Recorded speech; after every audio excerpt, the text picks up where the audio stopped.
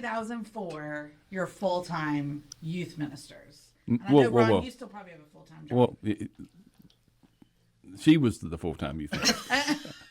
So you had nothing to do The with church it? just had a 2-for-1. Yeah. They it got was, 2-for-1. I mean, it was, as shared a little bit earlier, it was like I still had tons of darkness in my life. And it was just...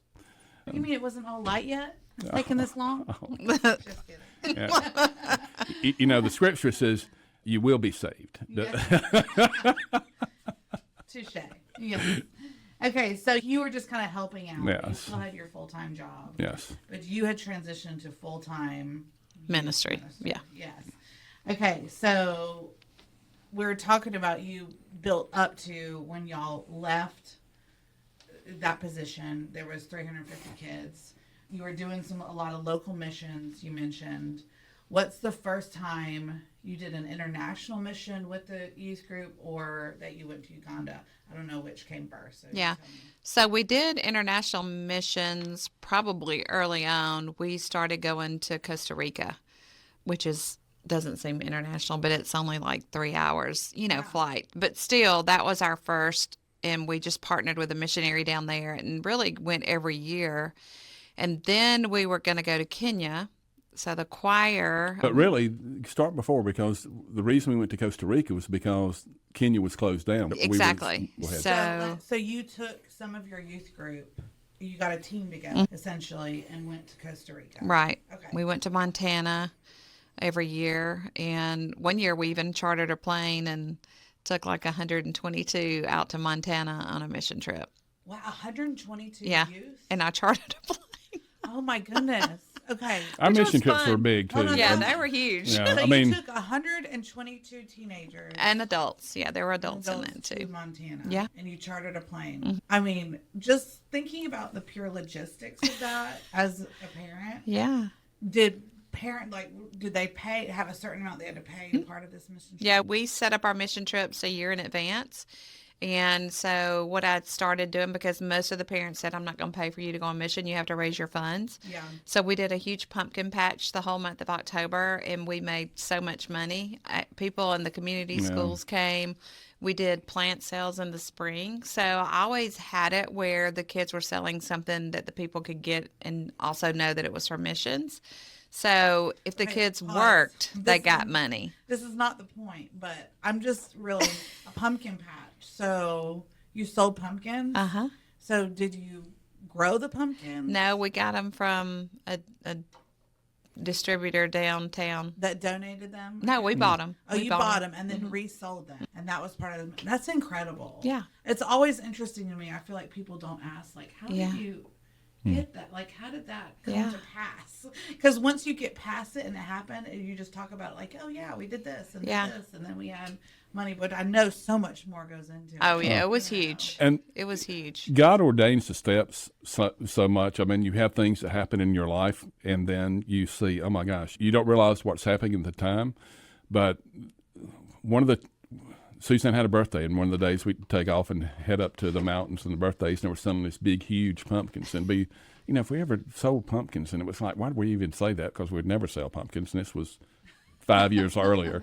It'd be neat to sell these big pumpkins in a place. So, and we would order some of these big pumpkins they'd be 150-pound pumpkins, and we'd sell those things for $100 a piece, and people were really just making donations. So Right. yeah. Exactly. Yeah. So it was But just, we would do like face painting and tattoos. Yeah. And so people would come and so many people want to get pictures of their Absolutely, kids in the yeah. patch. And so they could do that. But I'll tell you that it made enough for these kids to make $20 an hour. That's incredible. So it really helped them. And then the plant sales the same way. They got the proceeds, and we were still selling under what, other places were in town. And people were getting beautiful flowers, and they would pick it up on Good Friday is when they would pick up their plants. and So, ironically, you were working together, you were serving Yeah, you together. were kinda getting you were ready building for being a you were team. building community Yeah. together. Yeah, So not only were you on mission, you were actually on mission in your own backyard. So it was so neat. I think one of the turning points, though, Haley, was in 2007. We had a choir come from Kenya, and they were called Sozo Children's Choir. And the guy with them was actually from Uganda. So I thought that was very ironic that, why are you in Uganda? And it's a Kenyan choir. But he kept telling us, you're going to bridge you're going to bridge the gap. You're going to bridge to Uganda. And I'm like, no, we're helping with Kenya. We're helping with Daraja. And so after that, we planned to go to Kenya. That was going to be our first big international missions trip, was in 2007 or 2008. And so, but they had a big issue in Kenya where there were a lot of, tribal kind of things going on. So we weren't able to go. So we switched and went to Costa Rica. And then after that is when we started, getting close to 2010, which is when Sozo started. We had a couple of girls go in like 2009 to Uganda with the same guy that said in 2007, you're going to help my country. Okay. So that was kind of like the beginning of things, was in 2007. So 2007, a Kenyan choir came. Were they ones that you invited, or were they just doing a tour? They were on tour, so Okay. we had Well, them come how and God perform. works is they were traveling on the bus. The bus breaks down in the church parking lot, Yeah. In your church? in our church parking lot. Okay. And for 3 days, we had to house the kids. Wow. Yeah. Okay. We had them longer than normal because Yeah. of the bus Yeah. needing to be fixed. Wow, that's cool. And so then you tried to go to Kenya, couldn't. Right. You ended up doing a trip to Costa Rica. Yeah. So then after Costa Rica, you said you sent 3 of your A youth couple of to girls go. went to Uganda and stayed for a few weeks with the same guy that came in 2007. Okay. And then in 2010, when we actually had that same guy that came and stayed with Ron and I, From with the his Kenyan family, choir. from the Kenyan choir, they had a daughter that was born with a lot of health issues. And we worked with some other ministries and got them here and got a medical visa for her. Unfortunately, she didn't make it, but they ended up staying with us for about a month. And Ron was teaching, I'll let you tell this part, about teaching a Bible study to some of the guys that had grown up in our ministry, and they wanted to do full-time missions. One of the boys or young men had just came back with me from Papua New Guinea, where we did Bible translation, and the other one actually was working at DJC and thought, okay, maybe this is not what I thought adult life was going to be. So Jay graduated from Alabama, Alan graduated from Auburn, and Ron, you can take it over with. Let me pause because Okay. I have so many questions. Okay. So, like you run through. Okay. You're like, oh, and we were over somewhere doing Bible translating. Yeah. Okay, so first time I've heard that. So, okay, so you had the girls go to Uganda with the Kenyan choir leader. So you obviously did several international mission trips then in between here. Right. Like between 2007, 2010. Right. So where all did you go? 2007, 2010. We went to Papua New Guinea, and that was a very small group. There was only like 7 of us because that was a pretty big trip, but our pastor went. And then We had about 4 consecutive years that we went to on an international basis. We went Costa to Rica. Costa Rica. But in the meantime, earlier when we talked about going to Montana, we actually had started a foster home. No, that was after. Oh, It's that in was after. 2010. But we had Yeah. gone to. But one of the reasons we started was because we were still going. We would have an international trip, and then we would have a national trip. Yeah. So because again, from the expense standpoint, not everybody can come back and go on international trips. Yeah, so. we would do a youth week where we serve local ministries. Yeah. And then we started a ministry called Acknowledge Ministries downtown in Wylam Yeah. with a lady named Wilma. And we served there a lot. And even I got a grant to purchase a building where she had her ministry. And then we would go to ASP. And then we went to SOS in Memphis one year, went to Ruidoso, New Mexico one year. We did Montana and Costa Rica every year. So there were many opportunities for people to go on mission. So have you guys in 2010, January 2010, let's say, have either one of you been to Uganda? No. No.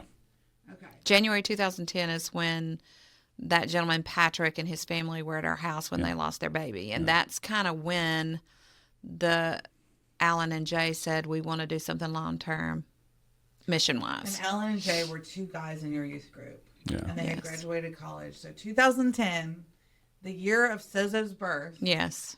January, you guys had never been to Uganda. No. No. That's an interesting fact. No. No. No. And so, but you did Right. have the choir leader and his family staying who Yeah. sadly lost their Child. that you Yeah. kind of helped support through that. So where from there after he left, after January, after this Kenyan choir leader? Does he have a name? Sorry. Oh, Patrick. Patrick. Yeah, Okay. Patrick. So after Patrick and his family left, what then? What happened next? Well, Ron, you were teaching Crazy Love to Yeah. all of the high school and college guys every week. Well, I mean, so a lot of the boys had maybe that summer after the trip to New Zealand and Papua New Guinea. A lot of times when young guys get out of college, the church, there's no place for them in church. I mean, they have a period of 4 or 5 years. They're searching. I mean, they're searching for their identity. They've been such and such son and daughter, and now they've gone to college and they're out on their own. And so they said, they'd asked Suze if I would teach a Bible study for them. And so we started teaching a Bible study. And the first book that we had was Crazy Love, obviously, Francis Chan. And, and he's pretty much in your face, kind of like, at the same time, David Platt was here in Birmingham. And so it was attractive to young kids. And these guys were sold out for Jesus. I mean, just the guys in your I'm talking about Platt and Chan's crazy. It's kind of like he has his church and all the things that they were doing. It was so different than what other people were end up doing. But it was kind of like the stuff with James. It was kind of like these guys wanted to be, and our guys in the group, they wanted to be a part of something. Mm-hmm. I mean, not just attend church. They wanted to be the church. Yeah.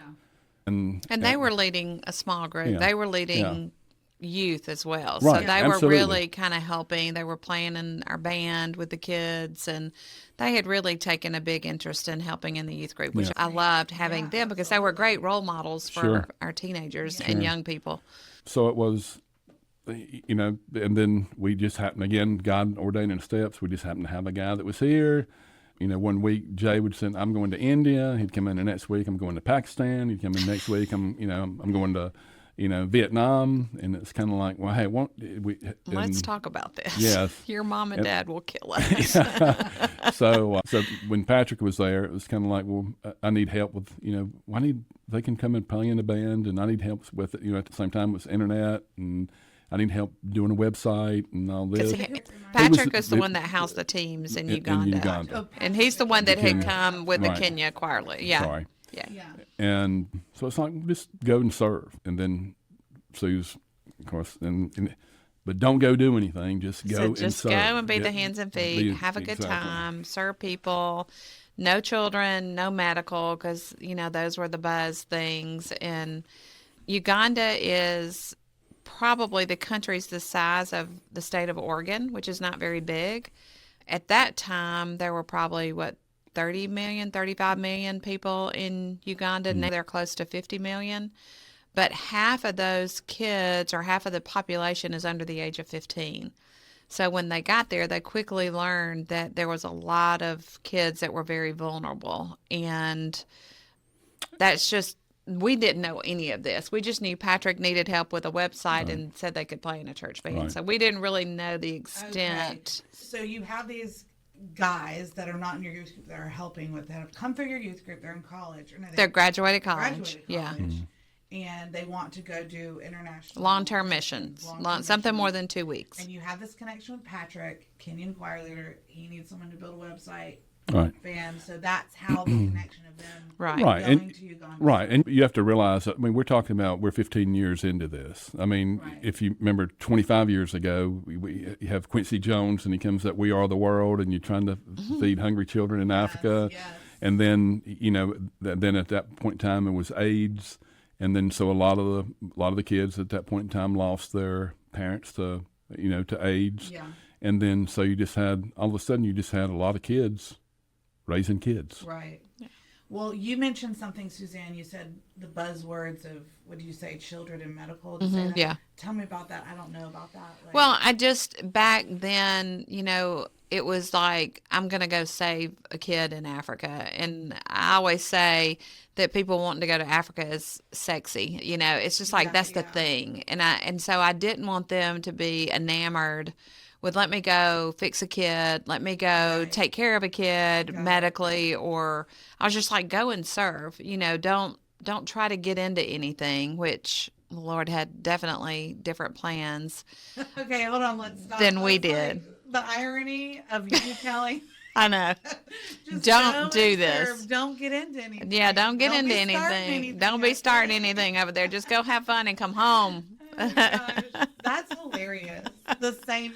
That's so Yeah. funny. So did they listen to you? Heck no. All right. So what's the rest of the story? They went over. Patrick put them up in an apartment. They had a driver because over there you don't really want to get on a lot of public transportation, although they did that as well. But, excuse me, their driver was named Dowdy, which we will bring that forward in just a few minutes. But Dowdy started taking them to this poorly run children's home. And there were 112 kids there. And the first day they went, the kids told them that they had not eaten in 3 to 5 days. And they had no food. No one was there caring for them. No running water, which is pretty normal there. But the facility was beautiful. It just had not been taken care of. It was very run down. And so Alan or Jay would call me and say, Suze, you're not going to believe this. They're not eating.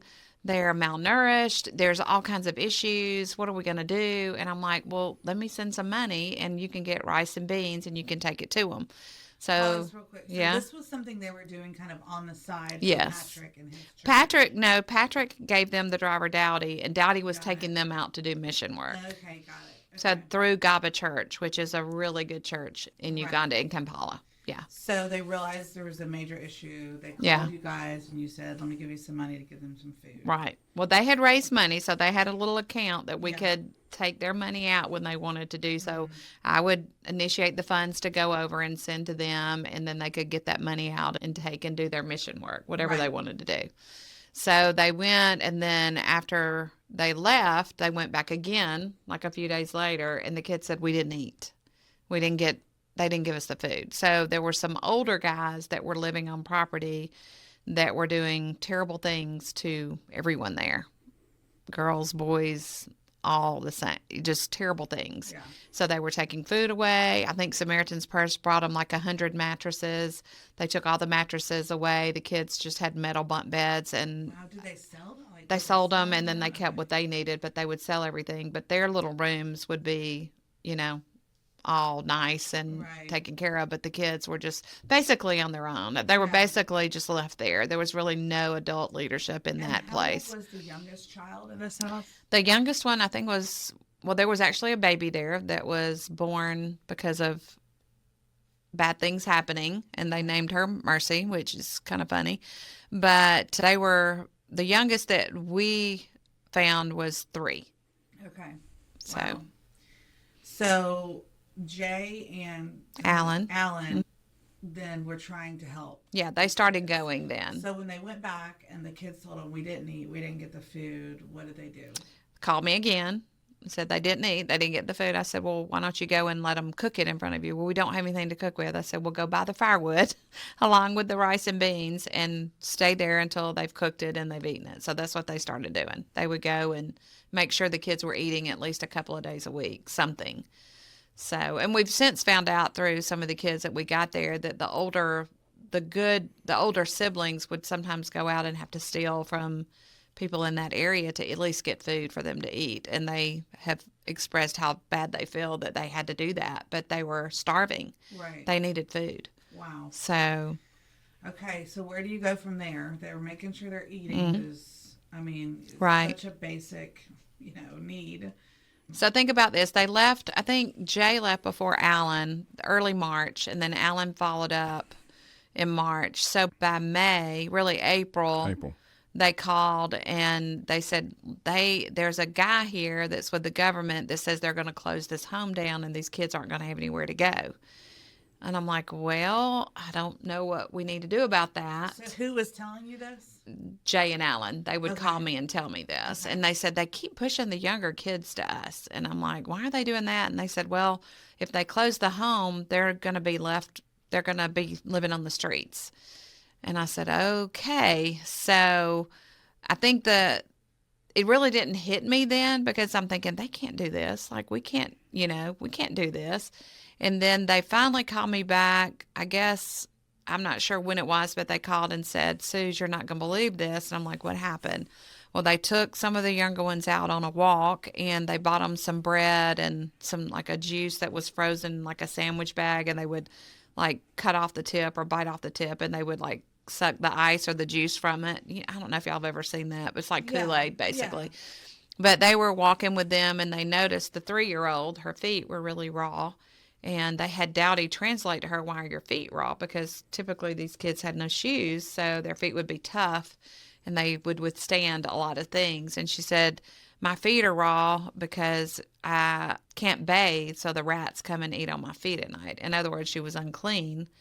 And so at night they would come and bite because they were sleeping on a concrete floor.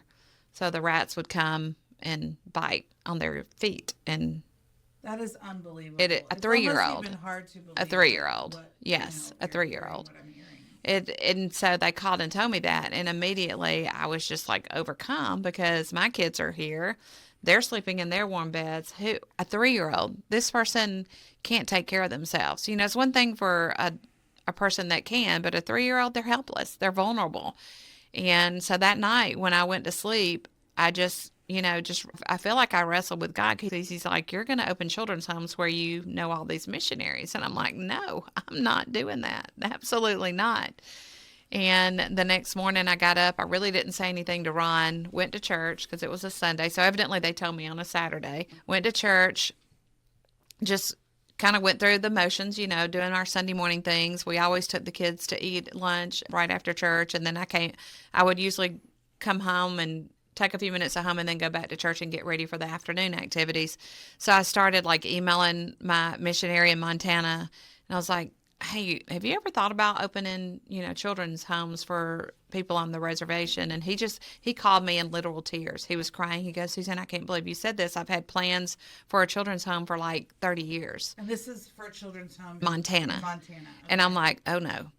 And then I called my missionary in Costa Rica and I'm like, "Hey, what do you think about a children's home?" He goes, "Well, we're working right now on building children's homes with another missionary. You need to get with them." And I'm like, "Oh no. Oh, no. And so, of course, by this time I had, shared with Ron. He's really quiet, which didn't surprise me. And, I just kept feeling like we can't not do anything. How can you allow anyone to live in these circumstances? And still just totally saying no, but also just knowing that God was, it was strong. And so that night I can remember sitting on the side of the bed, Sunday night. getting ready for bed, and just I don't even know what was said. Ron, you may even remember, but all I remember Ron going is, "I guess we're going to see what faith looks like." And I went, "Oh, he was one that was supposed to say no. He didn't say no." So Ron, what's your take on all that? Do you remember that night? I remember that, but I actually remember more about the rats eating on the kids' feet. And when it was first said, when she came back first said that, so well, because they don't bathe at night, then the rats come and eat the feet. Well, my first reaction is that, well, why don't you just take a bath? And I saw how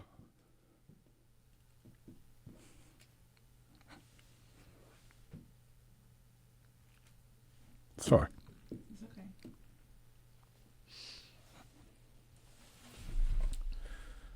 I kind of saw how Suze felt. And I realized the hardness that was in my heart.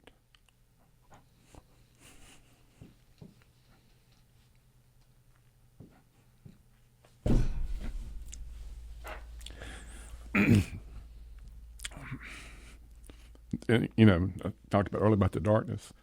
And it's like, "God, you got to change me."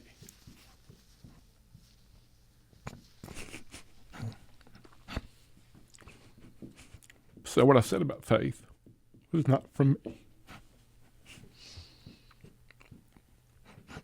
Sorry. So are you saying that when you said, "I guess we're going to see what faith looks like," was that almost like a challenge, kind of? Do you feel No, I like- think what- it was more just that, really just knowing it. I mean, was probably 45 years old or 47 or how, well, when was that, 2000? 10. In our early 40s. And the fact that we just had never lived up by faith. I could quote you what Scripture says, but Right. as far as living by that, we never lived by that. Yeah. And it was kind of like, and we were not in a situation financially. She'd already talked to you about, she'd already taken a job in the church, and Right. so we'd already changed our lifestyle a lot, and and it just got to the point, and you're telling God, "Here I am, use me," but I realize I'm not going to change. You got to be the one that makes the change in me. Yeah. And for and just again to watch Susan, just how much love she had, poured out for somebody, 2,000 or 6,000 miles away, and you're or 2,000 miles away out in Montana. It's kind of like, Lord, this is I know the Scripture in Acts 1:8 it says to the ends of the earth, but can we start somewhere a little bit closer than the ends of the earth? So, I mean, hearing that from you and hearing you talk about it, it almost is like, to me, sounds like for you, like that statement and that moment was like a complete surrender, like a surrendering.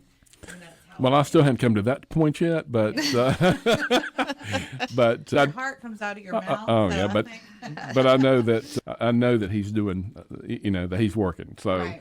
That was and clear. right, and that was very clear. And it's kind of like, this is, I know, and funny, at that point in time, you got to realize we had been deep in the Scripture for 10 years at the time, and it was kind of like we became doers of the Word. I mean, we're no longer sitting on the sidelines. It says, well. And when you can't become a doer of the Word unless Christ is doing it. Right. So, ultimately, I think it was more of that. And said, okay, that same faith that, all the people we read about in the Scriptures, we're going to have that same faith for this to ever even come back and work. Yeah. So, That's incredible. So basically, this is in May. This is like it's like the end of Okay, April of end of April 2010. 2010. I mean, clearly, there's almost like a heaviness in a way that you can feel. God was wanting y'all to step out, and you were calling homes, about starting home in Montana, in Costa Rica. and I still have the connotation that you had to be perfect to do these things, right? That I had to first become perfect before I could do all these things. Yeah, And it was, that's very stressful. yeah, it is. I mean, Yeah, absolutely. What's the saying? What is that I'm saying? already Yeah, defeated. yeah. Yeah, absolutely. Feeling Yeah. like that's- Have y'all ever heard the thing? He doesn't. What is it? Oh gosh, I just had it in my head. He doesn't equip. He equips a call. Yeah. He doesn't I think- call the equipped, he equips. Yeah, call. I was trying Yeah, to, I was trying to exactly. become equipped, and Right. yeah, so, and that was the Relate to surrender that. part. I'm And, constantly trying to equip. It's yeah. just like, and I Yeah. think that was the surrender part. Right, yeah, all right, Lord, absolutely. you're Yeah. doing it. I'm, absolutely. So we're about to launch Sozo Children. The launchers have not been to Uganda. Let's make that clear. No. 2010. Really, very close to it. We're going to pause and come back.